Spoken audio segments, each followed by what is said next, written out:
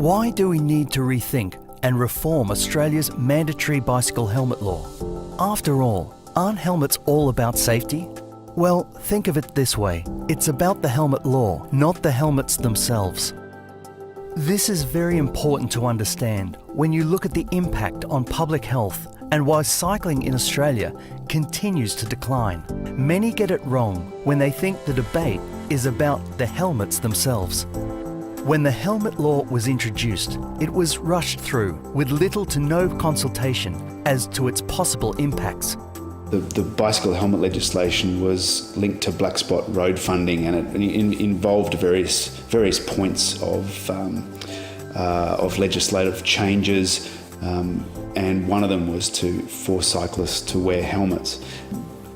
The states effectively had to agree to all of the points before they'd get any of the money, so it was sort of bundled into a whole package of measures. And so by default, I mean, they may not have particularly wanted that particular piece of legislation, but they accepted it because they wanted the cash.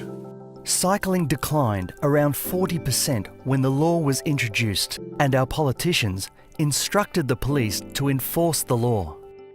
It's interesting, if you look at the data, the effect was that there was a significant drop in the percentage of people using the bicycle as a means of transport, particularly. Those that were using bicycles for sport weren't really affected so much, because really at that stage, and myself included, I was very much into that aspect of cycling.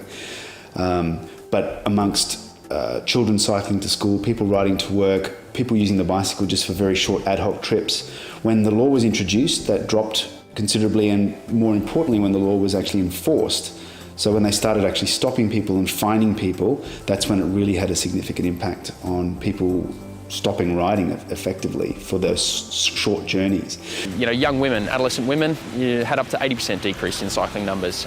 So in that regard, cycling helmet laws are a bit like a pesticide upon urban or utility cycling. It doesn't seem to have discouraged sports cyclists who tend to ride faster and ride in groups, where it does seem to discourage everyday cyclists, mums and dads just going to the cafe or riding with their kids to school. The sudden decline in utility cycling has had a net negative effect on public health. When the New South Wales government dramatically increased helmet fines for cyclists in 2016, cycling declined further, so that the state now has the lowest cycling rates in Australia. In public health, the obesity epidemic and type 2 diabetes are going to be the big health issues. It's predicted that the health budget in New South Wales by something like 2040 will be overtaken by the costs of diabetes alone. We've gone from essentially a population that's quite healthy, reasonably sort of in terms of weight and diabetes, and it's just gone through the roof. We need a paradigm shift to get people more physically active. Everything we've been doing so far, getting people to go to gyms, to just walk a little bit more, it's not enough. We need massive quantum shift. And I think active travel is the way to do that, which means getting people out of cars, doing travel that involves physical activity as a part of their everyday life. It's widely acknowledged that helmet legislation is a deterrent to more people cycling. It is the single reason that most of the other countries in the world don't introduce legislation to make helmets mandatory, is because they know that it has a very negative effect on ridership. So people stop riding, they don't like having to wear a helmet, and they stop riding. And that's a really, you know, if you start to weigh up the benefits and costs of helmet legislation, you have to factor in the fact that fewer people ride, and then you lose all those health benefits that you get from people cycling. So in a sense, you get a net negative effect of helmet legislation, because you've got fewer people riding and you lose all those health benefits, and you have a small protective effect of wearing helmets. No one is saying that, you know, helmets won't save some forms of mild injuries, but the health benefits of more people riding are greater than the injuries that you may have saved. When a study was done on cycling health, the helmet law was also studied, and the results were unexpected. So I hadn't really focused on the helmet legislation issue much as part of my cycling research, until a colleague showed me some data that he'd been playing around with the ratio of head injuries to arm injuries before and after the introduction of the helmet legislation in '91. And his argument, he was trying to show that there should be no change in arm injuries, but with the helmets being mandatory, you'd expect to see a change in the head injuries, and therefore the ratio would show a decrease because of the legislation. But what struck me about the data was that there had been a big decline in the ratio of head injuries to arm injuries before the introduction of the helmet legislation. So to me, that meant that there were other factors that were causing that improvement of cycling safety before the helmet legislation came in. And so I started to look around as to, is that the case? Is that really true? What other data were available that would support that case? And so I started to look at other data that were available. And I found some national mortality data. So this is cyclists being killed whilst riding a bike. And the striking thing about that was that since 1950 to 2000, there was a steady decline. Like it was almost a straight line improvement over time, that fewer people were being killed. And the introduction of legislation in '91 virtually made no difference at all to that. The same trend was also found in countries without a bicycle helmet law. And then I found some international data on mortality rates for cycling. And in 5 other countries, Germany, UK, America, Scandinavia, a couple other countries, I can't remember the exact countries, but there were at least 5 other countries, none of which had helmet legislation. They showed the identical pattern of improvements in mortality rates of cyclists from the 1950s to 2000. It's consistent with improvements in injury rates for all road users. So between the 1950s and 2000, there's massive improvements in road safety conditions for everyone, including cyclists, and the improvement is in injury rates. And for cyclists, the 1991 legislation made virtually no difference, trivial difference at all, if anything. And in Western Australia, I found more data that were supporting that. Same pattern, improvement in head injuries rates compared to all other injuries for all road users before the introduction of the legislation. And from about 1990s on, it's been pretty flat. There's been no consistent subsequent improvements either. So we've got, in essence then, an almost trivial effect on head injuries as a result of helmet legislation, and that many other things are much more important for protecting cyclists' heads, such as slower speeds, lower traffic volume, cycling infrastructure. These are the sorts of things that are going to be much, much more important for cycling safety than the mandatory legislation, based on the impact of the legislation on head injuries from the data that we've got. But Victoria actually, and Australia, did some very good things in the 80s that worked. So we brought in a lot more speed cameras and red light cameras and demerit points. That was really important. We were able to measure a decrease in speed, a decrease in collisions, and a decrease in severity of collisions in that period, in the late 80s. And it made the road safer for everybody, inside a car and outside a car. And there's a big decline in head injuries for cyclists in that period, and for pedestrians. The 2 graphs sit right on top of each other. That's where road safety comes from, is preventing collisions and making them less severe. There are other factors at play here, and to just pick one and say that the helmet legislation is the reason for this improvement in cyclist head injury rates is really like having the blinkers on, and it's ignoring all the other data. It's the scientific equivalent of putting your fingers in your ears and going la la la la la, I can't hear you. To increase the benefits to public health, the law should recognise the differences between low-risk and high-risk cycling activities. And this approach would be nothing new. Life jackets, seat belts and other forms of personal protection all have exemptions for low-risk activities. For example, life jackets save lives in water, but you don't need to wear one when taking a cross-river ferry or having a day out on the bay or going to the beach for a surf. But life jackets are mandatory when you're in open water in a small boat or doing some other forms of high-risk activity. That's because the law takes into consideration low and high-risk activities, and similar exemptions are also for seatbelts. Environments where you're travelling below 25 kilometres an hour, or you're engaged in door-to-door delivery, or you simply drive a vintage car.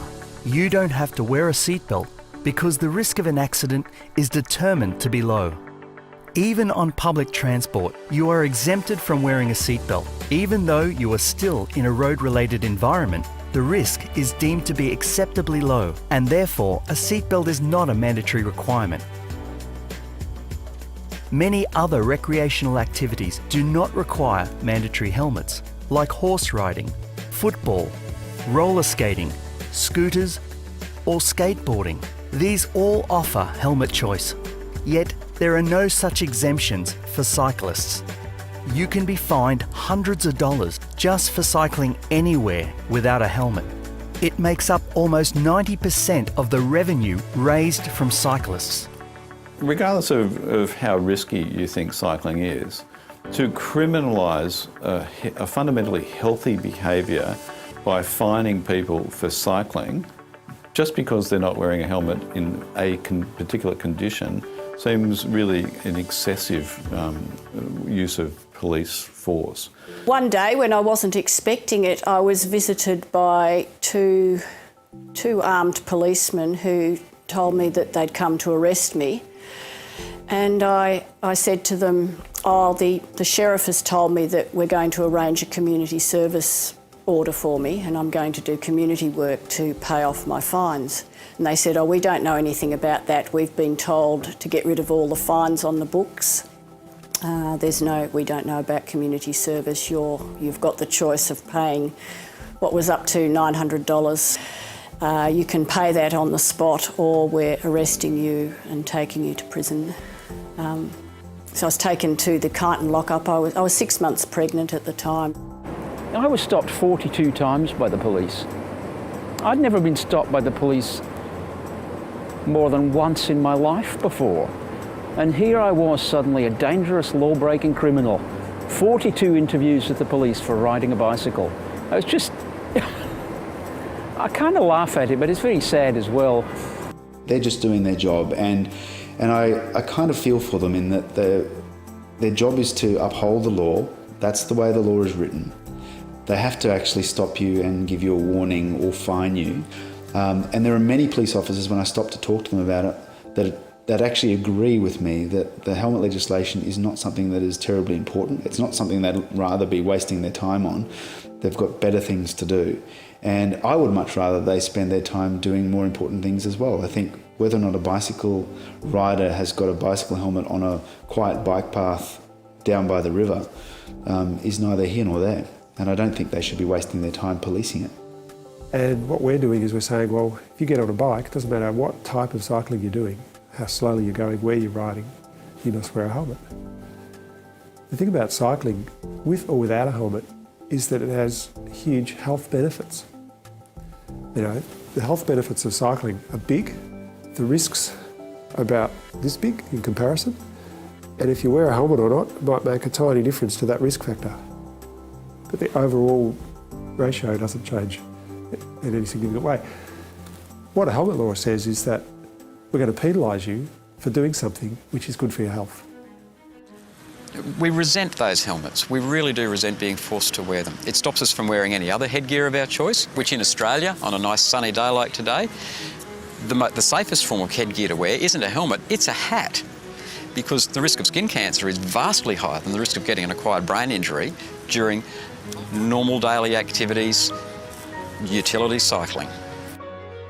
One of the strange attributes to the current mandatory helmet law is that if you're a passenger in a rickshaw pedal cab, you don't need to wear a helmet, yet the rider does. The rickshaws have got this amazing exemption where as a passenger on a bike that's being pedal driven by a pilot, that the passengers don't have to wear a helmet. Now, I actually see this as an opportunity for a larger discussion with the government, such as the Brisbane government and the Melbourne government, where they're running the rickshaws now regularly, and Sydney as well, to actually discuss that there's no difference between the passengers of a rickshaw and the pilot of a rickshaw. And then if the pilot doesn't have to wear a helmet, then someone else travelling slow. Bike share bikes' top speed is 23. Cadell Evans was clocked at 26 kilometres an hour racing on a bike share bike. They are not designed to go fast. They are an upright bike. They're very visible. So we need to start looking at those sort of exemptions. The Northern Territory relaxed their bicycle helmet law in the early 90s. In a way, the Northern Territory has become the longest running case study in the country. And they have paid no injury penalty for doing so. Darwin doesn't have a helmet law the same as the rest of Australia does. We know that there's not massive amounts of injuries or death or brain injuries, etc. in Darwin. And so that legislation's been in place for many years. And the interesting thing there is that the injury rates in the Northern Territory for cyclists appear to be no different to the rest of the country. Now, but 1 in 3 cyclists in the Northern Territory are female, and you see a lot of women riding to work that you don't see beyond a couple of trendy inner suburbs in Melbourne and Sydney. And they have much higher modal share of cyclists, and most of them on bike paths and footpaths are just not wearing bicycle helmets. So this notion that helmet laws are extremely important to bicycle and cyclist safety is really a flawed argument. Australia is the only country where all of its bike share schemes are failing under the mandatory helmet requirement. No, the bike share schemes are fantastic. They've grown enormously all around the world, and they're incredibly popular. Most of them are hugely successful in terms of people wanting to use them. There's been a study in Barcelona of their scheme there, and there's a couple in Canada now. I've seen the sort of papers that have come out of this showing increased use, and there are sort of really considerable health benefits of those people where there's a shift away from car use and to people who are using bikes regularly. So the health impact of these things is great already. And the beautiful thing about the bike share schemes is that you've got an exposure monitor in terms of the risk and injury rates. So in London, for example, in the first 6 months of their use, they had something like 10 million sort of kilometres done by, thousands of people and all the rest of it.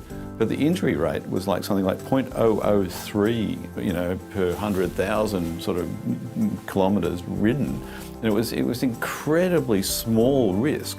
And don't forget, this is a place where the infrastructure is very similar to the Australian context. In London, busy London, no helmet legislation. These are tourists, these are non-regular riders, these are just average Joes who are using these bikes to get around, and yet we know the injury rate is incredibly low. So it's a really useful objective measure of risk of cycling that we haven't had in many other places. So the bike share schemes enable us to understand how risky these things are. And none of those injuries that were reported were a head injury. So the helmet legislation for an Australian context is kind of old news. Places like Dublin, they don't have much in the way of infrastructure. They've done other things to make cycling more attractive and safer. For example, limiting access to the CBD, slowing CBD speed limits, and they make a big difference, but they're not even going to go near forcing helmets onto these cyclists. They've got a tremendous safety record. Surveys that have been done looking at attitudes to bicycle hire schemes, time and time again, helmet legislation, access to helmets, the requirement to wear a bicycle helmet is always right up there in the top excuses as to why people don't use the scheme. And most people are not interested in using a share helmet. A lot of the schemes have decided that, the solution is just supply helmets. The problem there is that actually clashes with the legislation and the Australian standards for bicycle helmets. They're not supposed to be stored outdoors in the weather. They're not supposed to be exposed to UV rays for extended periods of time. And if they are, they're supposed to be discarded because it damages the polystyrene and the plastic. You're not allowed to use a bicycle helmet if it's cracked or it's been dropped or it's had an impact. Now, how do you know this? You have no idea looking at the bicycle helmet if it's actually been damaged.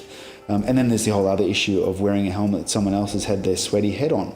Fungal infections and bacterial infections and just sweat and so on, that certainly does linger on the helmets, and that's something to consider. The mandatory helmet law has had a significant negative effect on public health and rider participation. There is clear evidence the law needs to recognise high and low risk activities to urgently increase cycling participation and minimise police involvement in doing one of the safest and healthiest activities there is. I think the legislation needs to have a little bit more flexibility. I think even an exemption like they have in the Northern Territory as a starting point would be useful. So other examples of exemptions where it would be possible to relax helmet legislation, to effectively decriminalise it a lot more, so that it is encouraging of people to just hop on a bike and go somewhere. Might be to say that it's legal to ride on a road, a residential road that's under 50 kilometres, or 40 kilometre speed zones where people were just going sort of short trips to shops and that sort of place. Yeah, those sorts of exemptions would be really worth trialling and seeing what impact it has on injuries or on participation in cycling. Some people are prepared to say, well, we're putting in some bike paths. When things get a lot safer, we can look at helmet law reform then. Okay, well, what about our off-road paths now? They're already safe, aren't they? So that would be a place to start. But I'd say start anywhere. I don't think we've recognised that cycling's not as risky as we thought it was.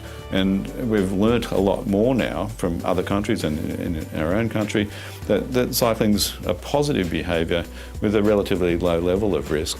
And we should accept that by modifying the legislation accordingly, when we haven't yet shifted our thinking to accepting that cycling's the way for the future. For better public health, for sustainable, livable cities with less traffic congestion, we need to urgently turn things around and adopt a new cycle of reform.